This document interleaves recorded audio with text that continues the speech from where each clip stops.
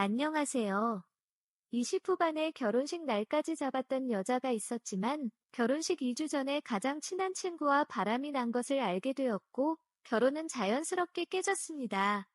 그 일 이후로는 여자에 대한 믿음도 없고 생각도 없어서 혼자 지내다 보니 어느덧 30대 중반이 된 노총각이 되었습니다. 남들은 아직도 제가 장가를 못 간 이유가 바람난 전 여자친구 때문이라고 생각하지만 사실은 남들에게 말할 수 없는 비밀이 있어서 사연을 보내게 되었습니다. 결혼식을 파토가 났지만 이미 사돈가정이나 신혼집은 그대로 있었습니다. 결혼을 약속한 지 얼마 되지 않아 수중에 모아두었던 돈과 대출을 받아 회사 근처에 30평대 아파트를 샀고 바람난 전 여자친구가 어차피 할 혼수라면서 가정과 가구를 다 채워 넣었습니다. 그렇게 반년 가까이 동거를 하면서 사용하였기에 가정가구들을 반품할 수도 없었고 바람난 전 여자친구에게 사온 가정가구를 다 가지고 가라 했지만 어차피 다 버릴 거라면서 저한테 알아서 버리라고 하였습니다. 중고업체를 불려서 팔려고 알아보니 샀던 금액 대비 손해도 크고 아직 새 것들인데 너무 아까워서 제가 그냥 사용하기 시작했습니다. 혼자 조용히 살던 중에 갑자기 2살 많은 친누나가 제 집으로 짐을 싸서 무작정 쳐들어왔습니다. 제가 장가 간다고 이것저것 준비하고 말 나올 때는 누나의 결혼에 대해서는 아무 말도 없이 조용하더니 제가 파혼을 한 이후로 결혼에 대한 관심이 누나한테 쏠리면서 하루에서 서너 번씩 결혼 잔소리 때문에 살 수가 없어서 집을 나왔다면서 일정 부분은 제 책임이 있으니 제 집에서 지내게 해달라고 하였습니다. 큰 집에 혼자 사는 것도 외롭고 심심한데 누나랑 같이 사는 것도 나쁘지 않았습니다. 게다가 작은 누나랑은 어렸을 때부터 친하게 지냈던 사이였기에 불편한 것도 없었습니다. 누나가 들어온 이후로 매일매일이 즐거웠습니다. 처음에는 매일 술을 마시면서 놀았고 어느 정도 시간이 지난 이후에는 둘이서 심야 영화 보려 다니고 밤새 커피 마시면서 수다도 떨면서 저는 저 나름대로 마음의 상처를 극복하고 있었고 누나는 결혼의 압박을 잊고 행복해지고 있었습니다. 부모님 집에서 같이 살 때마다 더 친해진 저희는 목욕할 때 등도 밀어주는 사이가 되었습니다. 남들의 시선은 신경 쓰지 않았습니다. 짧은 인생에 우리만 즐거우면 된다는 생각이었습니다. 그러다 결국 넘지 말아야 될 선까지 넘었습니다. 가끔씩 밤마다 누나 방에서 앓는 소리가 났었고 처음에는 잠꼬대인 줄 알았습니다. 그런데 그날따라 유독 크게 앓는 소리가 나서 혹시 많이 아픈 건 아닌지 확인하려 가보았더니 이미 적당히 술에 취한 상태에서 이성을 잃은 채 여러 개의 어른 장난감으로 눈이 뒤집어지고 있었습니다. 놀라서 잠깐 서 있다가 곧바로 그 방을 나왔지만 누나는 나가는 저를 다시 누나 방으로 데리고 들어오면서 저희는 넘지 말아야 될 선을 넘어버렸습니다. 다음날 한 번의 실수라면서 다시는 이런 일이 없을 거라고 저한테 사과도 하고 화도 내면서 며칠간 어색하였지만 뭐든지 처음이 어렵지 두 번째는 쉽다는 옛말처럼 저희는 영화를 보다가 자연스럽게 눈이 맞아서 또 뜨거운 시간을 보냈습니다. 그날 이후로 각자 방에서 지내다가 서로가 원할 때마다 합방을 하면서 지냈고 그러면서 각자의 여자친구, 남자친구를 만들지 않아도 모든 부분이 채워진 나름 완벽한 싱글 생활에 적응하기 시작했습니다. 힘들게 감정 소모할 것 없고 남매 사이라 모르는 것도 없고 싫어하는 것과 좋아하는 것도 너무 잘 알고 잠자리도 나름 만족스럽고 선물이나 여행 등으로 큰돈 들어갈 일도 없고 좋은 점이 너무 많았습니다. 다만 집 밖에서는 서로 행동이 조심스러웠고 어디 가서 만나는 사람이 있다고 떳떳하게 밝힐 수도 없고 그러다 보니 자연스럽게 시간이 지날수록 부모님 결혼 잔소리가 점점 더 심해졌습니다. 하지만 저희 둘은 아무렇지 않게 넘겼습니다.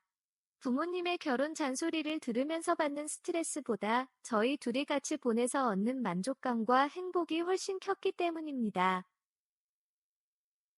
그렇게 누나와 만족하면서 여러 해를 지내다 보니 각자 다른 이성을 만나야겠다는 생각은 완전히 사라졌고, 오히려 앞으로도 더 잘 지내기 위한 방법을 찾기 시작했습니다. 그것은 임신 걱정에 대한 자유였습니다. 아무래도 기형아에 대한 부담도 있고 주변의 시선도 너무 신경이 쓰였습니다. 그래서 처음에는 누나가 피임약을 먹었지만 부작용이 심했습니다. 잠도 못 자고 속도 안 좋아서 많이 힘들어 하였습니다. 결국 생리주기를 계산해서 하거나 밖에다가 배출하는 등 비호르몬 요법들 하였지만 그 역시도 만족도가 떨어지면서 결국 누나와 한참 동안 상의와 대화 끝에 평생 같이 지내기로 약속하고 제가 정관 수술을 하였습니다. 부부같이 지내면서도 각자의 생활을 존중해주는 남매같이 지냈습니다. 중간중간 각자 좋은 사람이 생기면 연애도 하고 관계를 해도 되지만 결혼은 하지 않는 걸로 하였습니다. 밖에서의 만남과 관계없이 저희 둘 중 누구라도 잠자리 요구 시에 다 받아주기로 하였습니다. 생활비도 반반 부담하고 각자 돈도 각자 관리하고 개인 사생활도 보장이 되면서도 화끈한 욕구도 해결이 되고 서로에 대해서 더 이상 설명을 하지 않아도 될 만큼 너무 잘 알고 심지어 명절 스트레스도 없습니다. 시간이 많이 지나서 그런지 이제는 마음의 부담도 느끼지 못할 만큼 아주 평온합니다. 아주 가끔씩 계속 이렇게 지내도 되는지 의문도 들고 누나와 대화도 해보지만 그때뿐이고 며칠 잘 지내다 보면 이만한 것도 없다는 생각에 만족도 높습니다. 게다가 저도 아기에 대한 생각이 없기에 더 잘 유지되고 있는 것 같습니다.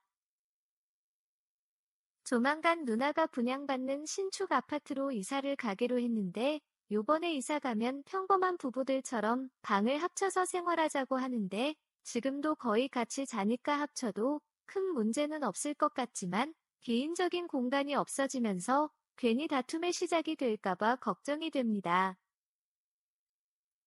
이런 생각을 하고 이렇게 만족하면서 사는 저희 남매가 요즘 같은 시대에 오히려 더 현명한 게 아닌가요? 오늘의 사연은 여기까지입니다. 구독과 좋아요, 알림 설정 부탁드립니다. 긴 글을 읽어주셔서 감사합니다. 안녕하세요. 형부와 결혼한 처제이자 아내입니다. 제 소개가 조금 애매하지만 사실입니다. 제 남편은 원래 제 쌍둥이 언니의 남편, 즉 형부입니다. 남편은 언니와 중고등학교 동창이었고 어릴 때부터 사귀기 시작해서 결혼까지 한 장수 커플이었습니다. 언니와 결혼한 후에도 행복하게 잘 살았습니다. 그리고 얼마 지나지 않아 언니 뱃속에는 조카가 생겼습니다. 그렇게 그냥 평범하고 행복하게 결혼 생활을 이어가고 있었습니다. 어느 정도 배가 불러왔을 때쯤 언니는 육아휴직을 하였고 평일 낮에는 혼자 집에 있었습니다. 집에서 낮잠을 자고 있는데 도둑이 들었고 그 도둑은 자고 있던 언니에게도 못쓸 짓을 하고 가버렸습니다. 저녁에 형부가 퇴근하고 집에 올 때까지 손, 발이 묶여 있었고 입도 테이프도 붙여 있었습니다. 그리고 하혈을 하고 있었습니다. 놀란 형부가 실신한 언니를 데리고 급히 병원에 갔지만 아기는 유산하였고 언니의 건강 상태도 안 좋았습니다. 한 두 달간의 병원 생활 후 퇴원을 하였지만 언니는 정신적인 충격과 우울증에 힘들어하다가 그해 겨울에 스스로 하늘나라에 갔습니다. 온 가족이 모두 다 힘들고 슬퍼했지만 특히 형부의 그 표정이 아직도 잊혀지지 않습니다. 장례식 이후로 형부는 아무렇지 않은 듯 지내는 것 같았지만 퇴근 후 집에서 술로만 살고 있었습니다. 한참 지난 후 범인이 잡혔다는 연락을 받았지만 형부는 가보지 않았습니다. 이미 의미가 없다며 선처 없이 죗값을 다 받았으면 좋겠다고 하고 전화를 끊었다고 하였습니다. 가끔 엄마가 만들어 주신 반찬을 들고 형부네 집에 가면 거실도 안방도 전부 예전 그대로였습니다. 다만 작은 방에서 형부가 지냈습니다. 그 방 안에는 먹다 남은 안주들과 소주병들, 그리고 언니 사진뿐이었습니다. 갈 때마다 청소 및 깨끗이 치우고 오지만 다음번에 가보면 또 똑같이 되어 있었습니다. 그렇게 1년이란 시간이 지나고 언니 기일에 형부가 저희 집으로 왔습니다. 어느 때보다 환하게 웃으며 들어왔지만 얼굴은 많이 변했고 몸은 왜소해졌습니다. 저희 엄마가 형부를 안으시며 자네라도 잘 지내야지 왜 이러고 있냐고 하시며 펑펑 우셨습니다. 그날 이후 엄마의 반찬 심부름을 더 자주 가게 되었습니다. 그리고 결국 대학원생이었던 저는 형부네 집에서 자취를 하게 되었습니다.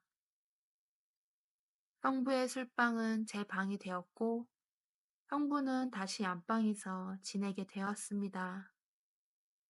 한동안 밖에서 술을 마시고 들어왔지만 어느 순간부터는 일찍 술도 안 먹고 들어오셨습니다.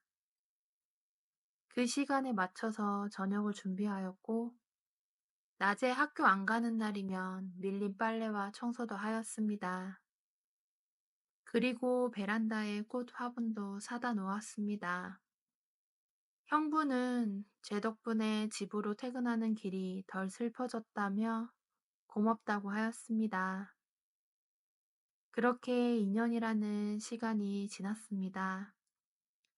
어느 순간부터 형부보다는 오빠라고 부르게 되었습니다.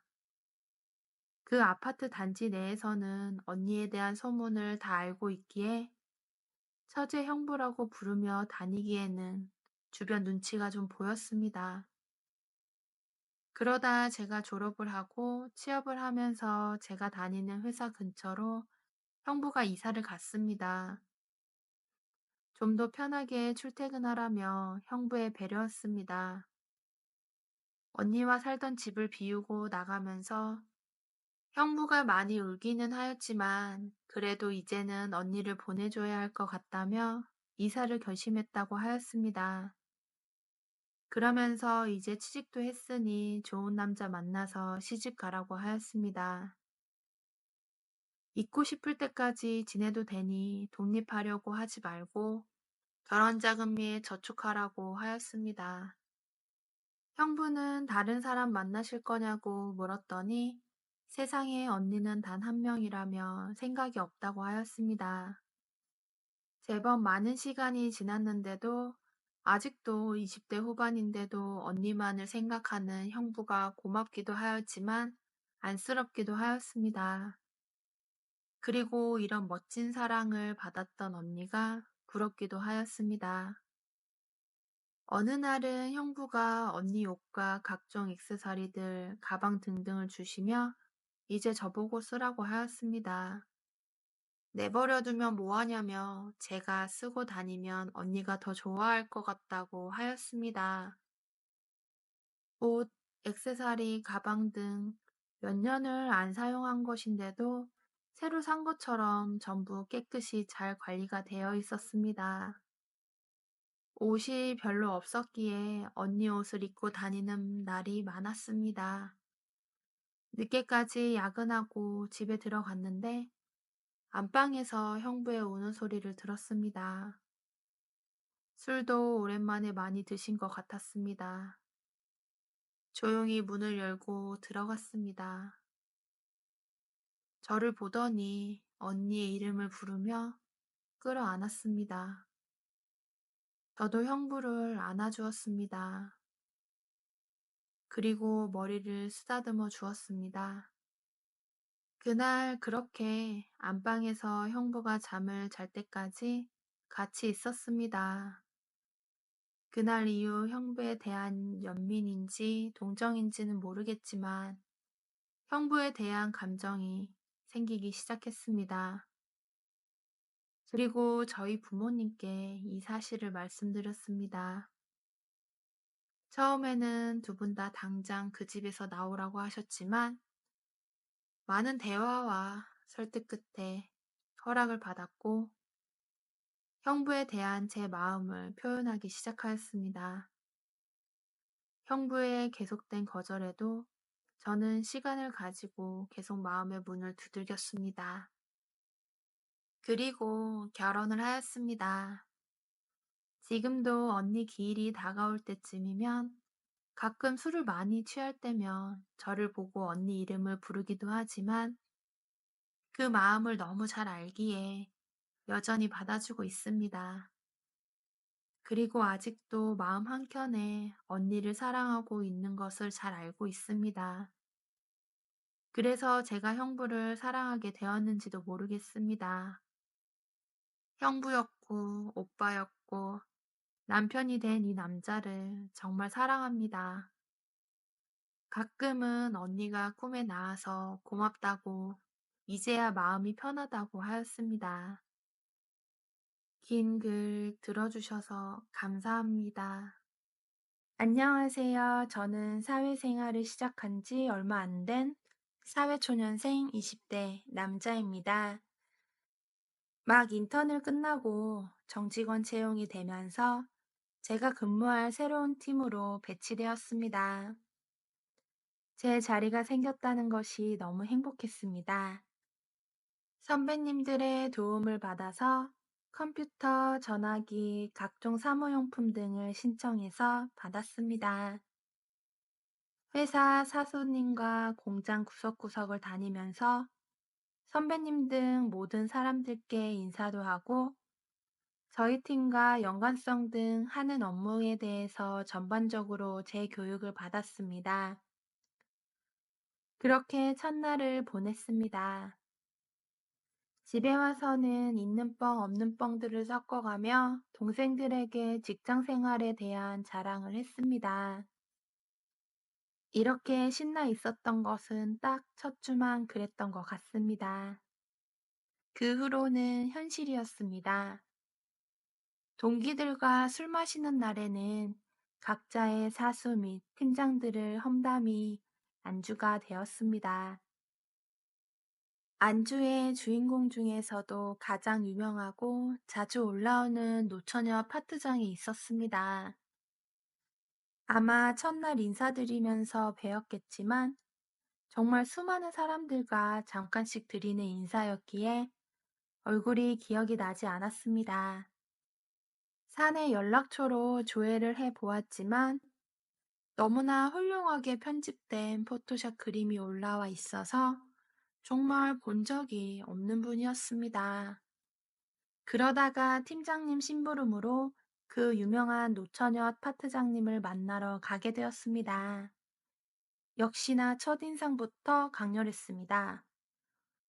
뵙자마자 큰 소리로 인사를 드렸는데 누군지도 모르는데 왜 인사하냐며 바쁘니까 저리 가라는 것이었습니다. 얼마나 당황스러웠는지 할 말을 잃고 멍해 있었습니다. 그러자 동기가 와서 설명해 주면서 상황을 정리해 주었고 그 덕분에 팀장님 심부름을 잘 마무리 짓게 되었습니다.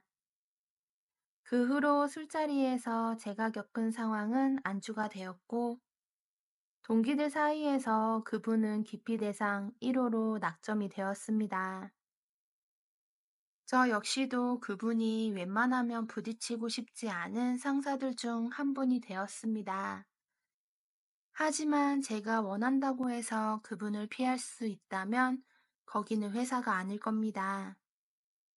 신규 전상 관련해서 TF가 생겼고, 그 노처녀 파트장님이 TF 팀장이 되셨고, 저는 그 팀의 막내로 들어가게 되었습니다. 동기들에게 많은 위로 문자를 받았습니다. 그냥 내 할 일만 잘하고 토달지 말고 혹시나 독서를 듣더라도 다른 기로 바로 흘려보내자고 다짐했습니다. TF팀으로 자리 이동하고 첫날 회식을 했습니다. 막내 겸 최근에 입사한 신입사원이었기에 자연스럽게 노처녀 팀장님 옆자리에 앉게 되었습니다. 앉아서 팀장님 말씀을 듣고 있는데 어렸을 때 저희 집에서 하숙하던 옆방 누나와 닮았다고 생각했습니다. 그래서 조심스럽게 여쭈어 보았고 그때의 옆방 누나가 맞았습니다. 그때는 20대 예쁜 대학생 누나였습니다. 그 당시에 중학생이었던 저는 나홀로 그 누나를 짝사랑했었습니다. 몇 개월간 저희 집에 잘 지냈었고 간간히 제 공부도 도와줬습니다. 그러다가 학교를 다녀오니 누나는 방학이라며 방을 정리하고 시골집으로 내려갔다는 것이었습니다. 가끔 누나와 핸드폰으로 간단한 안부 문자만 주고받다가 어느 날부터는 연락처가 변경되었는지 연락이 되지 않았습니다. 그렇게 연락이 끊어진 후 약 15년 만에 다시 만나게 된 것이었습니다. 회식이 끝난 후 단둘이 따로 이야기할 겸 2차를 갔습니다. 옛날 이야기와 저희 부모님 안부 등 여러 이야기를 하였습니다. 그러면서 차마 신입사원이 팀장님께 묻기 힘든 남자친구 있는지도 물어보았습니다. 누나는 누가 이렇게 나이 많이 먹은 노처녀를 누가 좋아하겠냐며 싱글이라고 하였습니다. 몇 년 전에 결혼할 뻔했지만 헤어졌다고 하였습니다. 그 일 이유는 결혼은 접고 열심히 일하면서 취미생활하면서 지낸다고 하였습니다. 저한테 특별한 취미 없으면 같이 다니자고 하는 것이었습니다. 요즘에는 윈드서핑에 빠져 산다며 요번 주말에 제주도로 타러 간다며 관심이 있으면 같이 가자는 것이었습니다. 그래서 주말에 윈드서핑 체험 및 여행도 할 겸 제주도를 다녀왔습니다. 그러면서 급격하게 친해지게 되었습니다. 저녁에 술 한잔 먹는데 회사에서 볼 수 없었던 연약한 모습도 볼 수 있었습니다. 특히 최근에 회사에서 문제가 많았었는데 정말 힘들었었던 것 같습니다. 술에 취해서 그런지 누나는 펑펑 울었고 이미 저는 안아주고 있었습니다. 그리고 분위기에 취해서 키스를 하였습니다. 뺨 맞을까봐 걱정했지만 아무 거부 없이 받아주었습니다. 그날 저희는 깊은 밤을 보냈습니다. 그리고 조심스럽게 썸이 시작되었습니다. 회사에서는 처음처럼 깍듯하게 대했지만 누나도 저한테 부하 직원처럼 냉정히 대했습니다. 다만 달라진 게 있다면 외근 가실 때 저를 데리고 가는 빈도수가 늘었습니다. 차에 타면서부터는 대화가 편해졌고 업무상 부족한 부분들도 친절하게 잘 가르쳐 주었습니다.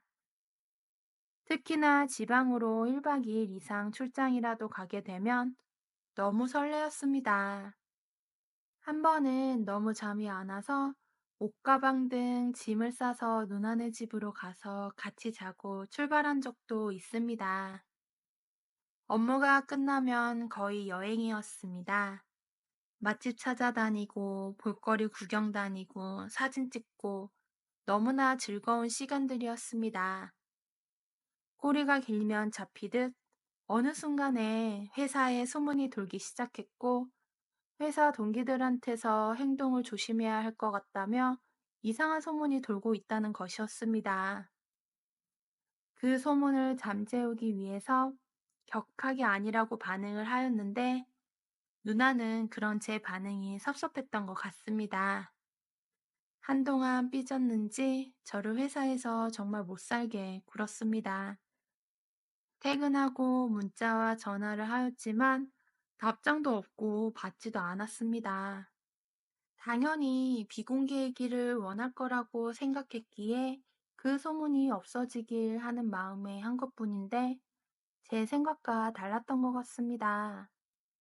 다음날 출근하면서 꽃다발을 들고 갔고 사무실에 사람이 가득 찼을 때 모두가 보는 앞에서 고백하였습니다. 그렇게 공개 연애를 하게 되었습니다. 현재는 2년간의 연애를 끝내고 결혼 준비 중입니다. 게다가 누나 뱃속에는 쌍둥이 주니어도 있습니다. 노산인데 쌍둥이여서 걱정이 많지만 한 명씩 어느 정도 나이 차이를 두고 아이를 2명 낳기엔 나이가 많았는데 한 번에 2명의 아이를 낳을 수 있어서 좋다고 하였습니다. 회사 동료들이 누구에게 축의금을 어디에 내야 할지 모르겠다며 장난을 치기도 하고 아내 대신해서 제 눈치를 보는 분들도 계시기도 합니다. 하지만 이 또한 적응하고 이겨내고 공과사를 구분해서 열심히 직장 생활도 할 예정입니다. 그래도 첫사랑과 결혼하게 된 것이 축복이라고 생각합니다. 앞으로도 난감하고 힘든 순간이 오겠지만 잘 이겨내 보겠습니다. 감사합니다. 안녕하세요. 장사를 하고 있는 30대 싱글남입니다. 어렸을 때 참 이뻤던 사촌 여동생이 있습니다. 초등학생 때까지는 명절이나 가족 모임이면 만나곤 했었는데 작은 아버지와 작은 어머니가 이혼하신 이후로는 쭉 못 보고 지냈습니다. 어렸던 그때 마음에 사촌 여동생을 참 좋아했던 기억이 있습니다. 아무튼 지금까지 약 20년 가까이 연락을 못하고 지내셨는데 얼마 전 모르는 번호로 그 사촌 여동생한테서 전화가 왔습니다. 우연히 길에서 다른 사촌을 만났고 그러면서 저를 비롯한 사촌들의 연락처를 알게 되었다며 연락을 한 것이었습니다. 너무 반가웠고 시간 되는 사촌들끼리 모여서 식사를 하게 되었습니다. 그동안 어떻게 지냈는지, 지금은 뭐 하고 있는지 등 이런저런 서로의 안부를 물으며 즐거운 시간을 보냈습니다. 너무 오랜만에 봐서 그런지 얼굴은 몰라보게 변해 있었고, 이제는 아름다운 여대생이 되어 있었습니다. 늦게까지 술자리는 이어졌고, 집에 갈 사람은 집에 가고, 더 놀 사람은 제 집으로 가서 한 잔 더 하기로 하였습니다. 사촌 여동생과 다른 사촌 2명, 그리고 저까지 4명이서 간단히 술과 안주를 더 사서 집에 갔습니다. 어렸을 때는 몰랐지만 알고 보니 사촌 여동생이 작은 아버지가 친자식이 아니었습니다. 그때 당시에 작은 어머니가 작은 아버지랑 재혼을 하신 것이었고 그때 전 남편과 사이에서 태어난 딸이 사촌 여동생이었던 것이었습니다. 그래서 작은 아버지하고는 별다른 연락을 하면서 지내지 않는다고 하였습니다. 그러고 보니 저희들과 얼굴이 조금 다른 것 같기도 하고 확실히 어렸을 때부터 외모적으로 훨씬 더 뛰어났던 것 같습니다. 또 이야기를 하다 보니 작은 어머니는 작년에 암으로 돌아가셨다고 하였습니다. 그래서 지금 현재 서울에서 혼자 자취하면서 학교를 다니고 있다고 하였습니다. 과외와 편의점 알바를 통해서 돈을 벌고 있지만 생활비 및 원룸 월세를 내기에는 부족하기에 작은 어머니가 살던 아파트에서 나오는 월세와 남겨주신 돈을 조금씩 꺼내 쓰고 있다고 하였습니다. 졸업하니기에 올해만 잘 넘기고 내년에 취업을 하면 좀 생활이 나아질 것 같다고 하였습니다. 안타깝기도 하고 술도 많이 마신 것도 있고 게다가 혼자 살기에 쉼평 아파트는 넓기도 하고 해서 사촌 여동생만 괜찮으면 언제든지 제 집에 들어와서 살아도 된다고 하였습니다. 그러면서 원룸 월세 및 관리비라도 아낄 수 있으니 잘 모아서 필요한 데 쓰라고 하였습니다. 정말 그래도 되냐며 고맙다고 저를 끌어안는데 심장이 철렁 내려앉는 것 같았습니다. 분명 사촌 여동생인데 순간 여자로 확 느껴지는 것이었습니다. 그렇게 제 집으로 이사 오게 되었고 화장실이 붙어있는 안방을 내어주었습니다. 아무래도 여자다 보니 그게 더 편할 것 같다고 생각했습니다. 게다가 여자라서 옷이나 액세서리 등등 많을 텐데 안방은 드레스룸도 있고 파우더실도 있으니 저보다는 사촌 여동생이 쓰는 것이 더 좋다고 생각이 들었습니다. 그렇게 같이 지내다 보니 어느 순간부터 일이 끝나면 바로바로 집으로 들어가는 제 모습을 볼 수 있었습니다. 항상 일 끝나면 같이 놀 친구 없나 연락해 보다가 그것도 여의치 않으면 혼자 마실 술과 안주를 사서 혼자 마시다가 자는 것이 전부였는데 요즘에는 웬만하면 최대한 빨리 일을 마무리 짓고 일찍 퇴근하려고 합니다. 그래서 사촌 여동생이 집에 있는 날이면 같이 만난 것도 만들어 먹고 같이 영화도 보면서 즐거운 시간을 보냈습니다. 다만 다 큰 성인 남녀가 너무 편하게 지내는 것은 아닌지 문제가 될 정도였습니다. 같이 술 먹다가 잠들면 밤새 별다른 일은 없었지만 같은 침대에서 안고 자다가 일어나는 경우도 종종 있었습니다. 옷차림도 점점 더 편해지기 시작했고 가끔은 너무 속살이 보여서 조심해달라고 말을 하였지만 보고 싶으면 보라면서 대놓고 더 보여주고 갔습니다. 그날도 같이 술을 마시다가 덥다면서 사촌 여동생은 옷을 벗었고 오빠도 남자라고 조심해달라고 하자 또 내놓고 보여주면서 남자가 남자다워야 남자라며 말장난을 하는 것이었습니다. 저도 욱하는 마음에 사촌 여동생의 가슴을 양손으로 잡았습니다. 사촌 여동생은 당황하는 것 같더니 오히려 더 세게 나오는 것이었습니다. 남자다운 척하기는 많이 만졌으면 이제 놓아달라는 것이었습니다. 저는 여동생을 들어매고 침대에 눕혔습니다. 그리고 그동안 참아왔던, 머리로만 생각했던 그 다음 진도를 나가기 시작했습니다. 사촌 여동생은 남자인 것 알겠다며 조심하겠다고 그만하라고 하였지만 저는 멈출 수가 없었습니다. 이미 이성을 잃었던 같습니다. 그렇게 선을 넘어버렸습니다. 그리고 선은 여동생은 조용히 자기 방으로 돌아갔습니다. 그 후로는 제가 집에 있을 때 방에서 나오는 모습은 못 봤습니다. 한 2주쯤 지났을 때 노크를 하고 조용히 문을 열어보았더니 지먹고 다 정리해놓고 나간 것이었습니다. 편지가 놓아져 있었습니다. 그동안 편히 잘 지내다가 간다며 나중에 또 보자고 적혀 있었습니다. 다른 사촌들에게 연락을 해보았지만 소식을 아는 사람은 없었습니다. 핸드폰으로 연락해보았지만 전화를 받지 않았습니다. 제 진심을 담아서 솔직한 마음을 장문의 메시지로 보냈습니다. 동생이 아니라 그 이상의 감정으로 좋아하고 있다고 고백을 하였으나 며칠 뒤에 돌아온 답장은 싸늘했습니다. 정말 진심으로 여자로서 생각하고 좋아했다면 자기한테 그렇게 했으면 안 되었다고 하면서 믿었던 오빠에게 받은 상처라서 마음이 더 아프다고 하였습니다. 다 맞는 말이었습니다. 너무나 후회스럽고 속상하고 답답했습니다. 뭐라고 답장을 해야 할지 막막했습니다. 미안하다고 사과하면서 밥 잘 챙겨 먹고 무슨 일 있으면 고민하지 말고 바로 연락하라고 답장을 남겼습니다. 그날 이후 사촌 여동생이 오기 전 그때로 돌아가기 시작했습니다. 집에서 나 홀로 술 먹는 날은 많아졌고 다시 예전처럼 집에 일찍 들어가지도 않았습니다. 가끔은 그날 일들이 기억나서 집에 안 들어가고 가게에서 자는 날도 있었습니다. 현재까지도 연락은 되지 않고 있습니다. 이제 앞으로 다시는 볼 수는 없는 거겠죠. 다시 한 번의 기회는 오지 않는 걸까요?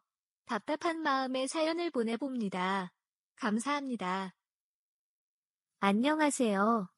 저는 회사를 다니고 있는 평범한 30대 남자입니다. 결혼도 하였고 6살 된 딸도 한 명 있습니다. 아내는 동갑내기로 직장인입니다.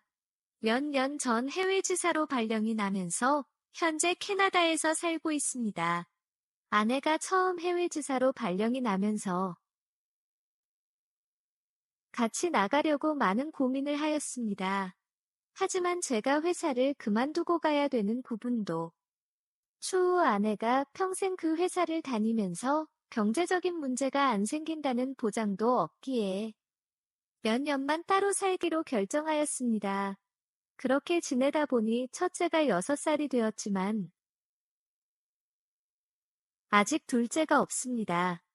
3년 정도만 있다가 돌아올 거라고 하였지만 얼마 전에 연락이 와서는 몇 년 더 있을 것 같다며 언제 돌아올지 모르겠다고 하였습니다. 그런데 이 전화를 받고 저는 기뻐했습니다.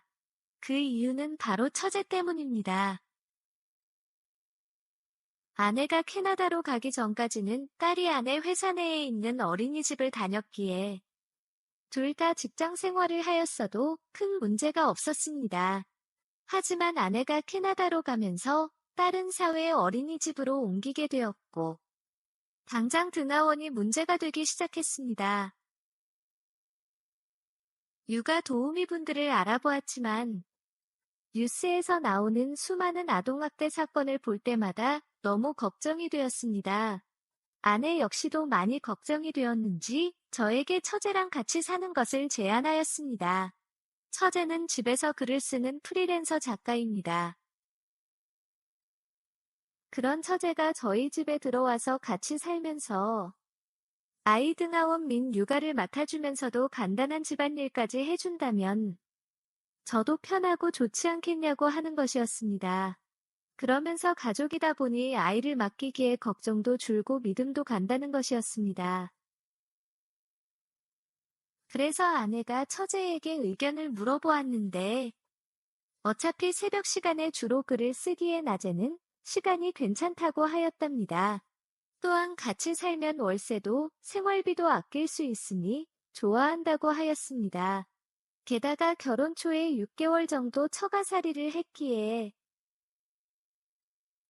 처제와 같이 사는 것에 대한 불편함도 없습니다. 이렇게 아내가 캐나다 가기 2주 전부터 처제와 같이 살기 시작했습니다. 아내도 2주간 휴가를 쓰면서 처제랑 이것저것 준비도 하고 가르쳐 주는 것 같았습니다. 그래서 현재까지 처제, 딸, 저 이렇게 셋이서 한 집에서 같이 살고 있습니다. 처제와 많이 친해지면서 딸과 함께 셋이서 같이 마트로 가면 사람들이 저희를 가족 또는 부부로 오해하는 사람도 많았습니다. 저 또한 처제랑 지내면서 가끔 아내처럼 잔소리를 하고 딸을 챙겨주는 것을 볼 때마다 진짜 부부 같고 결혼 생활을 하고 있는 듯한 기분이 종종 들었습니다. 한동안 제가 업무량도 늘어나고 진급 시즌도 오면서 좀 예민하게 지낸 적이 있습니다. 그러면서 별것도 아닌 문제를 가지고 처제에게 불같이 화를 내었습니다. 처제에게 나중에 사과를 하려고 하였지만 적절한 때를 놓쳤습니다. 그렇게 처제에게 미안한 마음을 가지고 지내던 중이었습니다. 늦게까지 야근을 하고 집에 들어갔는데 처제가 혼자서 눈물을 흘리며 술을 마시고 있는 것이었습니다. 너무 놀라서 처제 옆에 앉았습니다. 술을 따라주면서 무슨 일이 있냐고 물었지만 아무 말도 하지 않았습니다. 지난 그 일이 생각나서 너무 미안하다며 사과를 하려고 했는데 타이밍을 놓쳤다고 솔직하게 말을 하였습니다. 하지만 처제는 오히려 자기가 더 미안하다며 용서해달라고 하였습니다. 그렇게 같이 술을 마시며 처제의 넋두리를 들어주고 있었습니다. 글을 쓰는 작가라서 그런지 감수성이 아주 풍부했습니다. 작은 일에 울며 힘들어하는 것을 보니 제 마음도 쓰렸습니다. 처제가 많이 힘들어하는데 미리 알아주지 못해 미안하다고 하면서 앞으로는 언제든지 편하게 말해달라고 하였습니다.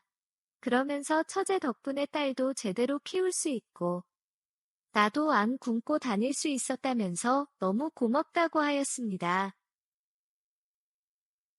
처제는 자기가 해야 할 일을 했을 뿐이라면서 괜찮다고 하였습니다. 하지만 처제의 어두운 얼굴을 변하지 않았습니다. 사실 그 이유를 저도 잘 알고 있습니다. 며칠 전 처제와 둘이서 술을 한잔하였는데 만취한 것도 아니었는데도 술 기운을 빌려서 서로의 마음을 표현을 하였고 서로의 마음을 확인하는 시간도 가졌습니다. 처제와 지내온 그 시간 동안 서로에게 마음이 생겼다는 것을 표현하지는 않았지만 느끼고 있었습니다. 그래서 그날 저는 처제를 여자로, 처제는 저를 남자로 받아들이는 시간을 가진 것이었습니다. 그 일로 처제는 아내에 대한 미안함이 커졌고, 그것 때문에 마음의 짐이 점점 더 커지고 있던 것이었습니다. 저 역시도 아내에게는 미안하고, 얼굴 볼 낯이 없지만, 애써 서로의 마음을 부정하고 외면하고 지내기에는 서로에 대한 마음이 너무 커져버렸습니다. 처제가 더 이상 자기의 마음을 숨길 수가 없다면서 어떻게 하면 좋냐며 펑펑 울기 시작했습니다. 처제에게 나 사랑하니? 라고 물었습니다. 처제는 말없이 끄덕였습니다. 나도 처제 사랑해. 그거면 된 거야. 라며 꼭 안아주며 처제의 눈물을 닦아주었습니다. 그리고 처제와 입을 맞췄습니다.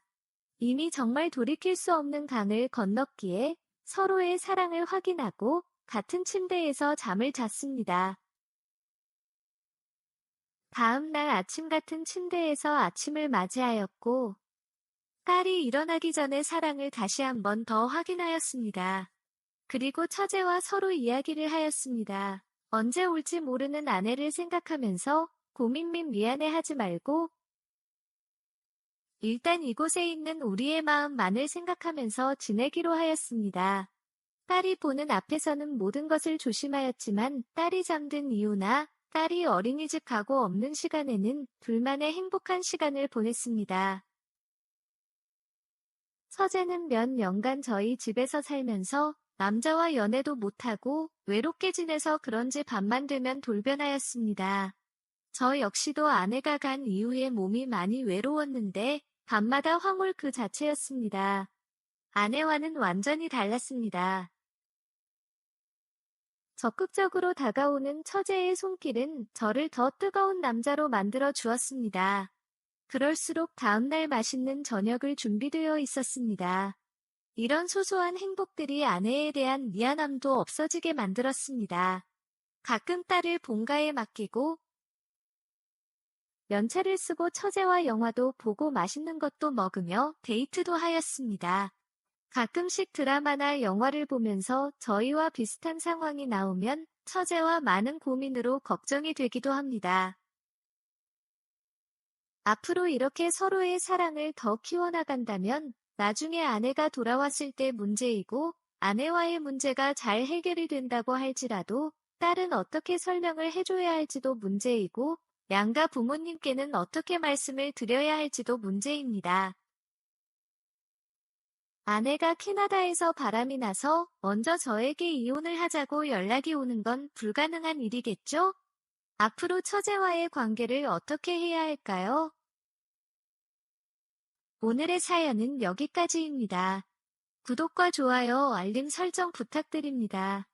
긴 글을 읽어주셔서 감사합니다.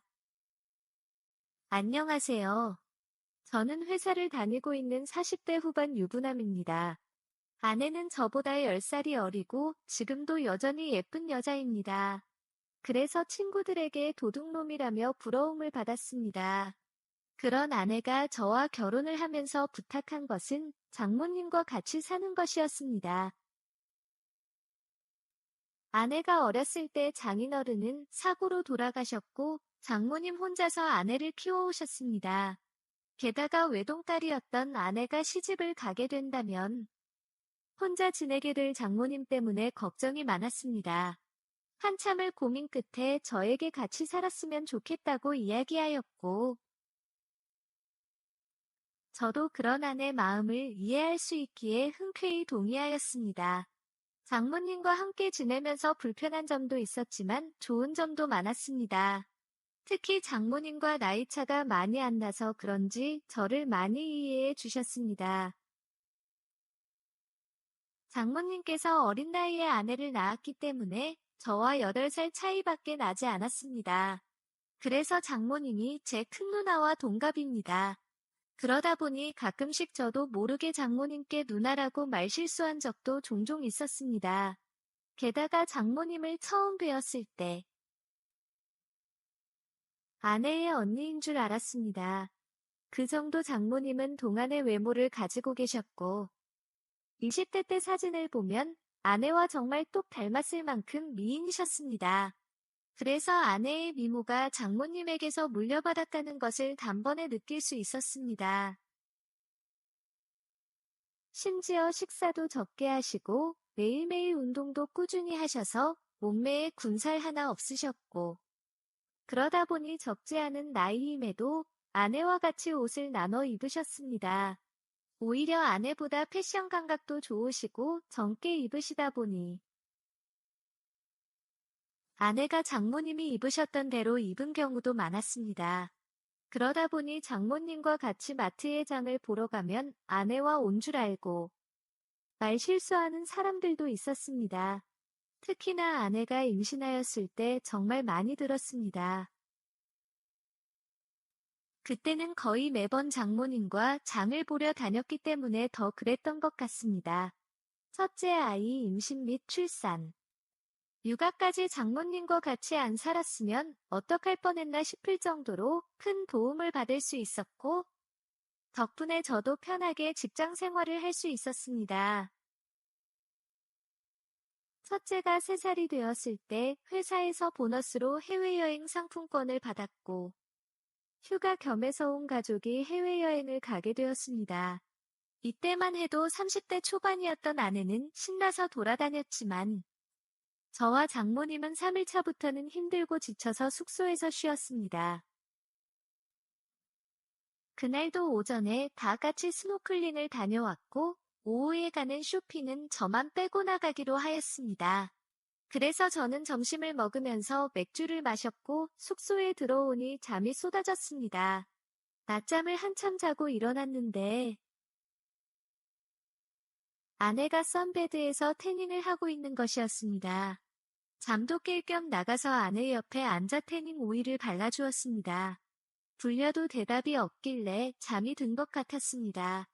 구석구석 오일을 발라주다 보니 미끈한 아내의 몸매에 심장이 뛰기 시작했습니다. 첫째랑 장모님은 다른 방을 쓰고 있기에 걱정 없이 뒤에서 안으며 강렬한 스킨십을 하였습니다. 아내 몸에 발라준 오일 때문에 그런지 온 몸이 미끌거렸습니다. 이런 경우는 처음이라 당황스러웠지만 뜨거운 시간을 보내는 데에는 문제가 되지 않았습니다. 사랑을 나누고 나서 키스를 하려고 아내의 얼굴을 돌렸더니 장모님이셨습니다. 저도 많이 놀랐지만 장모님도 충격을 받으셨는지 아무 말도 없이 옷을 입고서는 저희 방에서 나가셨습니다. 저도 한참을 앉아서 이 상황을 어떻게 해결해야 되나 고민을 하고 있는데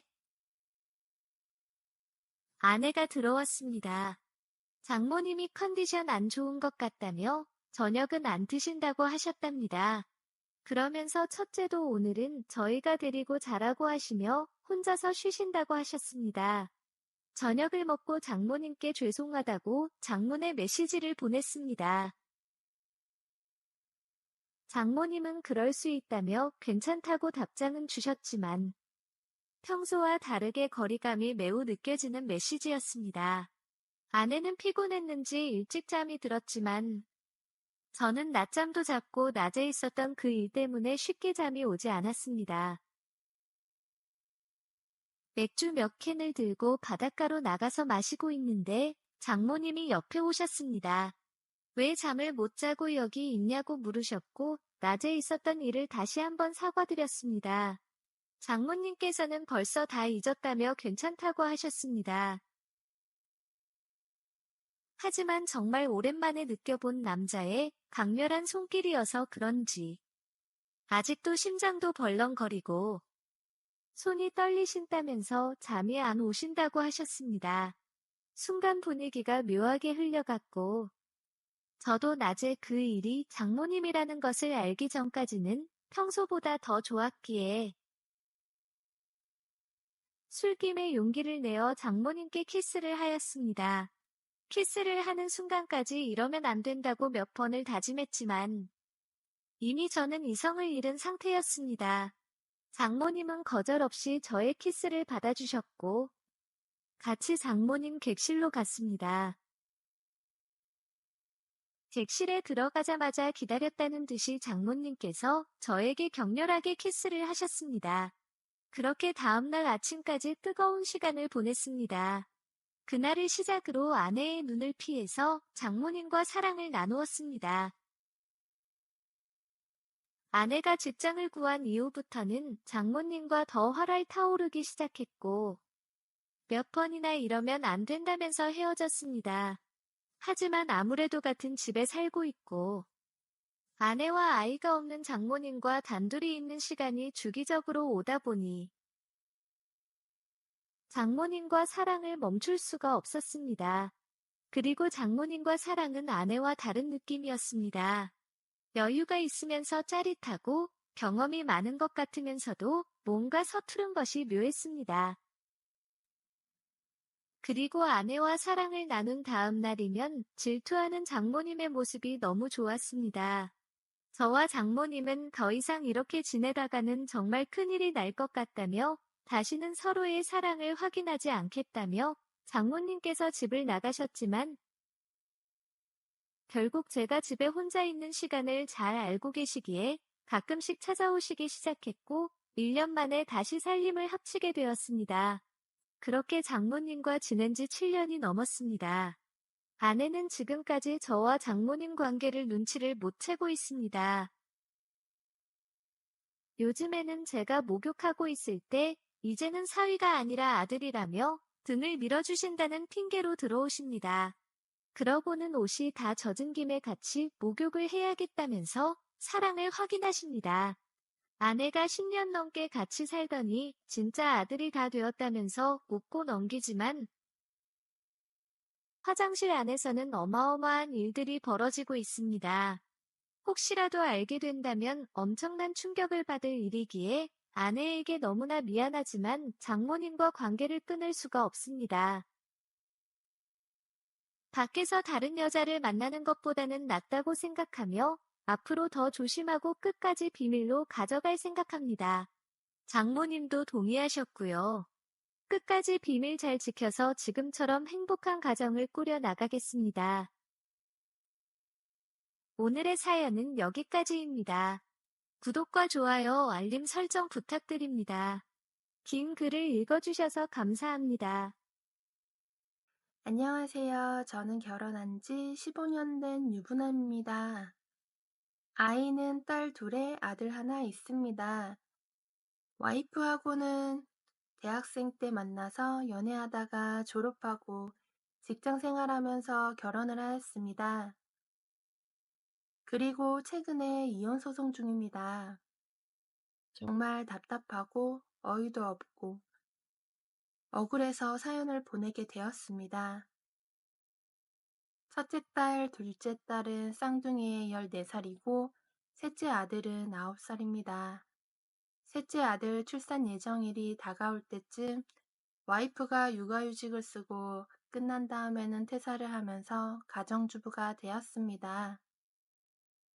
회사 다니면서 애들 셋을 케어하는 것은 힘들 것 같다고 하였습니다. 그렇게 2, 3년을 아들이 완전 아기일 때라서 정신없이 집에서 보냈습니다. 쌍둥이 딸들 준비물 챙기고 먹이고 씻겨서 학교 보내고 갓난아기 모유 수유에 기저귀까지. 그런데 아들이 어느 정도 말도 하고 유치원도 다니면서부터는 다시 일을 다니고 싶다고 했습니다. 하지만 생각처럼 쉽게 재취업이 되지는 않더군요. 그렇게 여러 번의 좌절과 시간이 지나자 와이프가 스스로를 못났다고 생각하는 건지 자존감이 많이 줄어들기 시작했습니다. 그래서 가게를 차려봐야겠다고 생각했습니다. 그런데 장사를 해본 적도 없고, 정보도 없고, 게다가 와이프가 낯을 가리는 편이라서 주말에 자전거 동호회를 같이 들게 되었습니다. 운동도 하고 사람들도 많이 만나보고 그 와중에 좋은 정보도 있으면 도움도 받고 두루두루 좋을 것 같아서 시작한 거였어요. 정말 몇 달간은 열심히 같이 다녔습니다. 그런데 평일에 야근과 회식으로 늦고 주말에 아침 일찍부터 자전거 타러 나가고 보통 저녁쯤은 돼서야 집에 들어오니 생각보다 너무 힘들었습니다. 그렇게 한 번, 두 번 빠지게 되었고, 와이프도 제법 사람들과 잘 어울리기에 혼자 다니기 시작했습니다. 사람이 모이는 곳에는 문제가 생기는 법인데, 자전거 동호회도 그런 일이 생기더군요.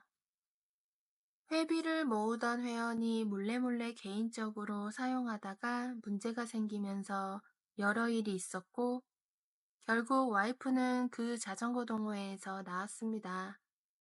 그러면서 자전거에 푹 빠진 와이프는 자전거 및 관련 용품 전문점을 창업하게 되었습니다. 그래서 한동안은 저랑 시간 날 때 둘이서 자전거 라이딩을 즐겼습니다. 그런데 저는 운동도 잘 못하고 오래 타지도 못해서 그런지 결국 다른 자전거 동호회를 가입하게 되었습니다. 처음에는 자전거 용품을 팔려고 가입한 줄 알고 회원들 반응이 차갑다며 속상해 하더니 어느 정도 시간이 지나니까 잘 다니는 것 같았습니다. 그래서 몇 번은 저도 같이 나가서 자전거도 타고 왔습니다. 그런데 어느 정도 시간이 지나면서부터 와이프의 행동이 좀 이상했습니다. 운동복도 이쁜 신상 나오면 좀 입고 다니라고 하면 손님한테 팔아야지 우리가 입고 다니면 되냐면서 처음에 산 운동복을 입고 다녔는데 최근 들어서는 운동복, 운동화 등등 계속 바뀌거나 사서 입고 화장도 점점 진해지는 것 같았습니다. 어느 날 장롱을 열어보니 운동복이 100벌 가까이 되더군요. 그래서 물어보니 광고 홍보용이라고 말을 하길래 좀 과한 것 같으니 적당히 하는 게 좋을 것 같다고만 하고 더 이상 묻지 않았습니다. 커플 운동복 이쁜 거 있으면 저도 입고 같이 자전거 타러 가자고 하니 피곤할 텐데 굳이 그렇게까지 할 필요 없다며 쉬라고 하였습니다. 그때가 그게 저에 대한 배려인 줄 알았습니다. 나중에 알고 보니 바람이었지만요. 그렇게 와이프는 혼자서 주말마다 열심히 라이딩을 다니더니 나중에 지방으로 간다며 1박 2일로 다녀오는 경우도 종종 생기기 시작했습니다. 어쩔 때는 2박 3일로 제주도 자전거 타러 다녀온 적도 있었고요. 외박하면서 다니는 것이 조금 신경 쓰이긴 했지만 자전거 용품 샵을 하고 있고 저렇게 즐거워하는데 제재하기가 좀 그랬습니다. 또 자주 연락을 하기에 크게 걱정하지 않았습니다. 그런데 이제는 잠자리도 거부를 하는 것이었습니다. 처음에는 컨디션이 안 좋다고 하더니 나중에는 피곤하다고 하고 뭐 그렇게 두세 달을 거부하였습니다. 평소에는 저희가 일주일에 한두 번 정도 관계를 가지는 편입니다. 그런데 얼마 후에는 카드 사용 내역에 산부인과도 여러 번 있었습니다. 물어보니 정기검진도 받고 부인과 질병 관련해서 간 건데 말하면 아냐며 온갖 짜증을 다 내는 것이었습니다. 병원 내역이 있으니 걱정이 돼서 물어본 건데 왜 저렇게 화를 불같이 내는 것인지 그때는 알지 못했습니다. 지금 생각해보면 제발 저려서이겠지만요. 주말에는 와이프 자전거 라이딩 가서 혼자 매장 보면서 청소해 주는데 창고에서 남자 속옷도 여러 개 나오는 것이었습니다. 그러면서 못 보던 숨겨놓았던 와이프 다른 핸드폰도 발견하게 되었습니다. 그 안에는 한 명도 아니고 여러 남자와 애정행각과 바람을 피운 내용들과 사진들이 한가득 있었습니다. 나시 익은 번호도 보였는데 제 친구도 있었습니다. 같이 자전거 동호회 다니던 친구였는데 원래 핸드폰으로 연락할 때는 동호회 관련된 내용만 공유해주는 것처럼 보내더니 숨겨둔 핸드폰에는 완전 과감도 아니었습니다. 둘이서 한 제 욕도 엄청났습니다. 당황해서 멍하게 있다가 증거를 남겨야 될 것 같아서 전부 사진을 찍어 두었습니다. 그리고 그날 저녁 와이프에게 보여주면서 물었습니다. 남자 속옷부터 보여주니 손님들이 탈의실에 벗어두고 간 거라고 처리하기 곤란했는데 치워줘서 고맙다고 하더군요. 아주 뻔뻔하게 말이죠. 숨겨둔 핸드폰과 각종 문자, 음성 메시지를 들려주니 표정이 변하며 다 알면서 뭐를 물어보냐고 묻더군요. 안 그래도 저랑 사는 거 지겹다며 이번 기회에 이혼하자고 하였습니다. 잘못을 저지른 건 와이프인데 오히려 당당하게 이혼을 요구하니 황당했습니다. 그러면서 짐을 싸서 집을 나가버렸습니다. 며칠 뒤 이혼 소장이 등기로 도착했습니다. 재산을 포기할 테니 위자료와 바람에 대한 손해배상 등 어떠한 것도 책임을 묻지 않는다는 조항도 들어 있었습니다. 이때까지는 왜 저런 게 있는지 몰랐습니다. 그렇게 이혼했습니다. 아이들도 제가 데리고 있습니다. 이혼한 지 얼마 되지 않아 큰딸이 엄마 SNS라며 황당한 사진을 보여주었습니다. 재혼한 사진과 조만간 출산한다며 초음파 사진이 있었습니다. 너무나 황당해서 연락을 하니 온갖 욕설과 함께 연락하지 말라고 임신한지 몰랐냐며 절대 내 새끼 아니니까 걱정하지 말라고 하며 끊었습니다. 저와 부부의 연을 유지할 때 다른 남자의 아이를 임신한 것인데 사과라도 할 줄 알았는데 저 혼자만의 착각이었나 봅니다. 이렇게 전 부인과 인연이 끝났지만 장모님하고는 연락하고 지내고 있습니다. 못난 딸년 때문에 저와 손주들이 상처받고 고생했다며 이제 없는 딸이라고 하셨습니다.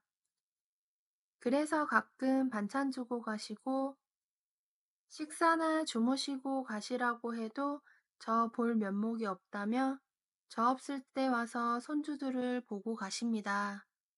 항상 그렇게 조용히 왔다 가셨는데 얼마 전에 퇴근하고 집에 가니 장모님께서 짐을 싸서 와 계셨습니다. 아이를 낳았는데 재혼한 놈과 안 닮아서 친자 검사를 했는데 아닌 걸로 나왔답니다. 그래서 그 집에서 쫓겨나서 현재 장모님 집에 와 있고 갓난아기까지 메고 왔는데 차마 내쫓지는 못하고 장모님이 집에서 나오셔서 왔다고 하셨습니다. 그러시면서 혹시 제 아이가 아니냐고 물으시길래 그럴 가능성이 없다고 말씀을 드렸습니다. 깊은 한숨과 함께 도대체 어떻게 해야 되냐며 걱정하셨습니다. 옆에서 드릴 말씀도 없고 오랫동안 계셔도 되니까 부담 갖지 말고 편하게 지내셔도 된다고 말씀드렸습니다. 이혼한 지 1년이 다 되어 가는데 아직도 전 부인의 바람 때문에 저와 제 아이들이 스트레스를 받아야 한다는 현실이 너무 힘이 듭니다.